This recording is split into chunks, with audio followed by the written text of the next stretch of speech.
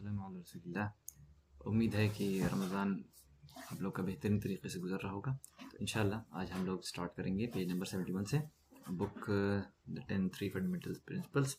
तो यहाँ पर लिखा हुआ है, जो स्टार्टिंग स्टेटमेंट है कि 3 कैरेक्टरिस्टिक हैं जिसके पास आ जाएं तो वो ईमान की हलावत को चख लेता है।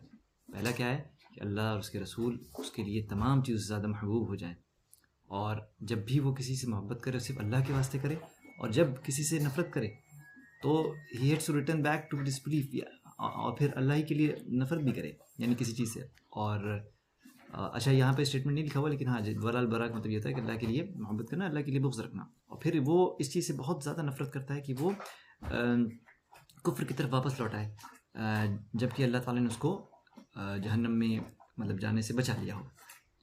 तो हालांकि यहाँ पर स्टेटमेंट फिर से हम पढ़ देते हैं, इसमें मतलब ये कि after Allah rescued him as he hates to be thrown into hell, यानी कि वो शख्स मतलब कुफ्र पे लौटने को इतना मतलब बुरा समझता है जितना कि जहन्नम में जाने को बुरा समझता है, मतलब नहीं चाहता है उसमें जाना, इतना हेट करता है उस चीज़ को। यही चीज़ यहाँ पर समझाई गई है।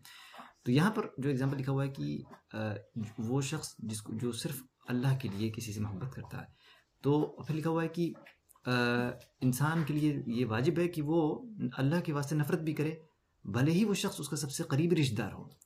क्यों? और फिर अगर वो शख्स ऐसा है जो अल्लाह को की मुखालिफत करता हो, और वो जो भी अल्लाह ने जो शरीयत उतारी है उसके ख़िलाफ़ वर्जी करता हो, तो ऐसे शख्स से नफ़रत करना ये वाजिब है, फ़र्ज़ है। और फिर सूरह मुजादला की जो आयत है यहाँ पर पेश की गई है, जिसमें लिखा गया है कि तुम नहीं पाओगे ऐसे लोगों को जो अल्लाह पे ईमान रखते हैं और आखिरत पे ईमान रखते हैं। तो यहाँ पर जो है, जो स्टेटमेंट है कि तुम नहीं पाओगे, तो यहाँ पर जो खिताब है वो रसूलुल्लाह सल्लल्लाहु अलैहि वसल्लम के लिए था, और तमाम अल्लाह के नबी सल्लल्लाहु अलैहि वसल्लम की उम्मत के लिए भी यही है। लविंग दोज दैट अपोज, यानी कि मन हाद अल्लाह व रसूलहू, यानी कि यहाँ पर जो सेकंड स्टेटमेंट आ रहा है कि जिसने अल्लाह और रसूल की मतलब मुखालिफत की, यानी कि और फिर यानी कि तुम नहीं पाओगे ऐसे लोगों को जो ऐसे शख्स लोगों से मोहब्बत करते हैं जो अल्लाह और उसके रसूल की जिन्होंने मुखालिफत की। और फिर ये लोग जो है ना, ऐसे लोगों को बिल्कुल भी मोहब्बत नहीं दिखाते हैं जो कुफ्र पे हों, जो मासी पे हों, और जो मतलब बुराई पर हों। ऐसे लोग से मोहब्बत नहीं करते हैं ये। हालांकि ये इनसे मोहब्बत नहीं करते, लेकिन इनके लिए जायज़ है कि ये इनसे बातचीत कर सकते हैं दुनियावी अफेयर के लिए, लेकिन इनके दरमियान कोई मोहब्बत नहीं होनी चाहिए। क्यों? क्योंकि अगर इंसान अल्लाह के दुश्मनों से मोहब्बत करेगा तो ये जो प्रिंसिपल है, यानी ये जड़ है कलमे की, अलवला वलबरा, यानी कि एसोसिएशन, वला कहते हैं डिसोसिएशन, बरा, ये बिल्कुल इस चीज़ की जड़ है, इसकी बिल्कुल मुखालिफत करता है। फिर यहाँ पर वही बात लिखी हुई है कि you will not find a people believing in Allah and the last day loving those that oppose Allah and his messenger. बिल्कुल ये चीज़ें समझा दी गई है। फिर लिखा हुआ है कि ये जो आयत है बिल्कुल ही आम है, और ये तमाम सबके लिए ये चीज़ जो है लागू होती है, भले ही वो कोई हो, वो बाप हो, बेटे हो, या कोई आपके कबीले वाले हो, भाई हो। यानी कि no one understand this industrial fundamental properly, यानी कि इस फंडामेंटल जो चीज़ को मतलब बहुत ही असास चीज़ है, मतलब जड़ है, इसको हर कोई इसको जो है ना नहीं समझ पाता है कोई। और यहाँ पर किस चीज़ की बात हो रही है? यहाँ पर वलाल बरा की बात हो रही है। कौन समझ पाता है इसको? सिर्फ अहलुस सुन्नह वल जमाअत, यानी अहलुस सुन्नह वल जमाअत कौन है? जो सुन्नत को फॉलो करने वाले जमाअत जो है, यानी जो मॉडरेट हैं। तो फिर अल्लाह ताला हमको इनमें से बनाए, और इस दुनिया और आखिरत में भी।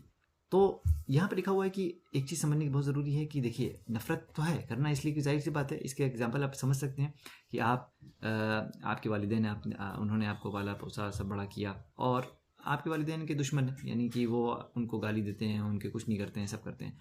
और हालांकि वो भले रिश्तेदारी क्यों ना हो, अब आप उन लोगों से जाके बहुत अच्छा ताल्लुक़ रखेंगे, उनसे बातचीत करेंगे, उनसे मोहब्बत करेंगे, हालांकि वो लोग आपके माँ बाप को गाली देते हैं। तो ये सोचिए, जब भी आपके माँ बाप आपके बारे में पता चलेगा ऐसा आप करते हैं, तो क्या आपकी इमेज रही, और दूसरे लोग भी देख के कहेंगे अरे ये तो तुम्हारे माँ बाप को ऐसे कहते हो, तुम उनके साथ मोहब्बत बरत रहे हो। तो ये दुनिया में हर कोई इस प्रिंसिपल को एक्सेप्ट करता है, लेकिन जब दीन के मामले में बात होती है, लोग इस पर बड़ी ही कमज़ोरी बरतने लगते हैं कि आखिर दीन में अल्लाह ताला से ज़्यादा मोहब्बत किसी इंसान कर सकता है। तो जाहिर सी बात है, जो अल्लाह ताला की मुखालिफत करने लोग, उनसे नफ़रत दिल में होना ये वाजिब ईमान है। अगर ये नहीं है दिल में, यानी आप समझते हैं कि गैर मुस्लिम जो भी है वो भी वैसे ही मतलब उनसे मोहब्बत करे जैसे हम मुसलमान से करें, सब करें, तो जाहिर सी बात है आपके दिल में ईमान की वो नहीं है।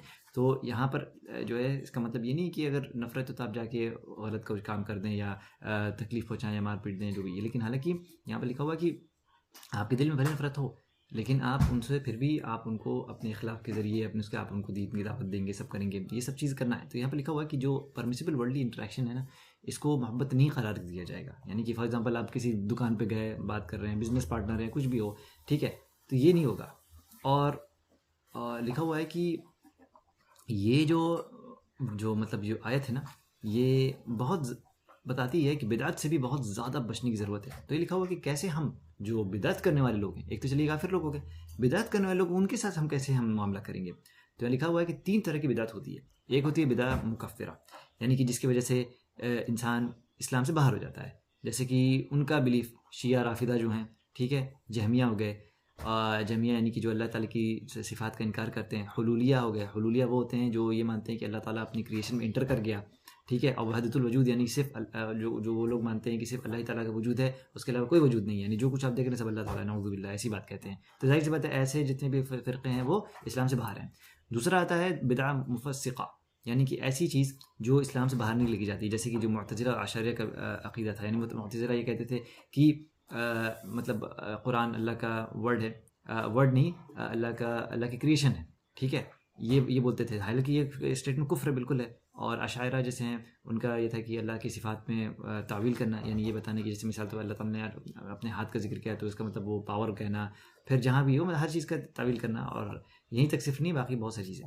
اس کے بعد سے پھر ایک اور بدعت ہوتی ہے کہ جو اس سے بھی کم ہوتی ہے، یعنی کہ آپ جماعت میں ذکر کرنا یا ایک آواز میں جو ذکر کرنا، جیسے انسان دیکھتا ہے صوفی لوگ جو کرتے ہیں. تو پھر یہ ہوا، یہ ہے اصل میں بدعت کی سمجھ جو سلف نے اس کو ایکسپلین کیا ہے. حالانکہ اس کے بعد سے بتایا کہ جو بدعت مکفرہ ہوتی ہے، یہ بالکل آپ لفظ سے سمجھ سکتے ہیں کہ یہ مکفرہ ہے جو اسلام سے انسان کو باہر نکال دیتی ہے. اس میں کوئی زیادہ سمجھانے کی ضرورت نہیں ہے، کیونکہ یہ جو بھی شخص اس طرح کی بدعت لے کے آتا ہے وہ ظاہر اسلام سے باہر ہے. اور پھر جو ہے سب لوگ اس پہ اتفاق کرتے ہیں کہ اس کے خلاف وارننگ دینی چاہیے، اور پھر یہ بالکل ریجیکٹڈ ہے. حالانکہ جو فرق جس پہ اختلاف کس پر ہے، ایشو جو ہے وہ بدعت مفسقہ پہ ہے اور بدعت پہ ہے جو ان سے نیچے ہیں. اس میں لکھا ہوا ہے کہ سلف سے کئی روایتیں ملتی ہیں جن میں انہوں نے تمام طرح کی بدعت سے انہوں نے مطلب کہا کہ وہ کیا، دور رہنے کو کہا. حالانکہ جو بدعت مفسقہ اور جو باقی جو انویشن ہے وہ اس سے کم ہے.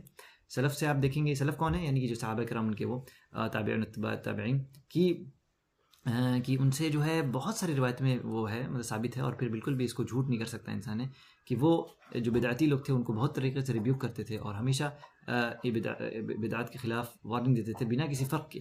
اور پھر ہمیشہ کبھی بھی ایسا نہیں ہوا کہ انہوں نے صرف بدعت مکفرہ یعنی اسلام سے باہر جانے جو بدعت ہیں انہی کے خلاف انہوں نے وارننگ دی ہو یا کیا ہوا.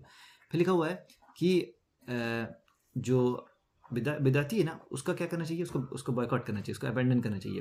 کہ یہ کب ہے، this is a norm of the inviter openly proclaims, یعنی کہ وہ مطلب سب کے سامنے آ کے اپنی بدعت کا پرچار کرے، یہ کرے وہ کرے، تو اس کے لیے ضروری ہے کہ اس کو صحیح راہ دکھائی جائے، مطلب ڈسپلن کیا جائے اور اس کو بائیکاٹ کیا جائے. جیسے فار ایگزامپل یہاں پہ بائیکاٹ کا مطلب مقصد یہ ہے کہ جیسے آپ اس شخص سے بات چیت نہ کریں، نہ تو اس سے کچھ معاملہ کریں، تو ہو سکتا ہے اس کو لگے کہ ہاں یار کوئی بھی ہم سے بات نہیں کرے تو چلو ہمیں اپنی بدعت چھوڑ دینی چاہیے. یہاں یہ مقصد یہ ہے اس کا. پھر اس کے بعد سے جو علماء نے کہا ہے کہ جو بھی روایت ایک بدعتی بیان کرتا ہے اس کو ریجیکٹ کیا جاتا ہے. کب ریجیکٹ کیا جائے گا؟ اگر وہ روایت اس کے انوویشن کو سپورٹ کرتی ہو، یعنی اس کی بدعت کو سپورٹ کرتی ہو.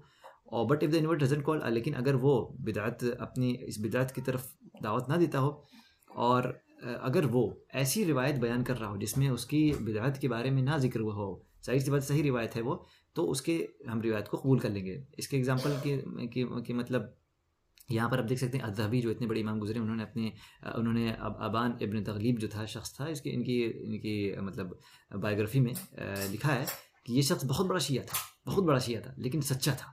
تو لکھا ہوا ہے کہ ہم اس کی جو صداقت ہے، اس کی سچائی کو ہم قبول کرتے ہیں، لیکن یہ شخص اپنی جو بدعت ہے نا اس کا جو بوجھ ہے یہ شخص اٹھائے گا. ٹھیک ہے، تو یہاں سب آپ دیکھیں گے اہل سنت والجماعہ کا عدل دیکھیں کہ ایک شخص جو شیعہ ہے سب ہے، لیکن حالانکہ وہ سچا تھا تو اس کی روایت قبول کیا، لیکن اس کی بدعت کو کہہ دیا کہ وہ خود اس کا مطلب انجام بھگتے گا. جزاکم اللہ خیر. انشاءاللہ یہیں تک ہم اس کو آج ختم کرتے ہیں اپنے سیشن کو. باذن اللہ تعالی نیکسٹ ویک ہم سیشن پیج نمبر 75 سے اسٹارٹ کریں گے. سبحانک اللہم و بحمدک، اشہد ان لا الہ الا انت، استغفرک و اتوب الیک. اللہم انی اسألک الاخلاص فی العمل یا رب.